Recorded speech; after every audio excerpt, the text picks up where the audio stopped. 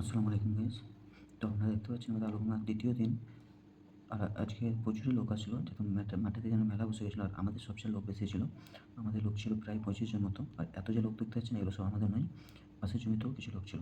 আর এত লোকের ফায়দা একটাই কি, এরা দুটো লাইন করে করলে প্রায় 1 বিঘা জমি করে দেবে। কারণ এতে স্পিডও প্রচুর, এরা বস্তা চুক্তি করায়। আর মানে দেখতে পাচ্ছেন কত ফাস্ট করেছে। আখ কাটার জন্য করাতে এদের 1/2 ঘন্টা টাইম লেগেছিল।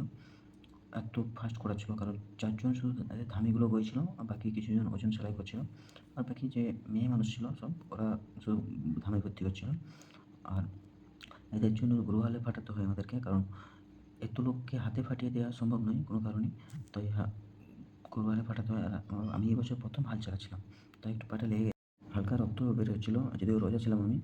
তো লোকে বলে নাকি যে রক্ত বেরোলে রোজা ভেঙে যায়, কিন্তু এতটুকু রক্তে হবে না সেরকম কিছু, আমি যেটুকু জানি।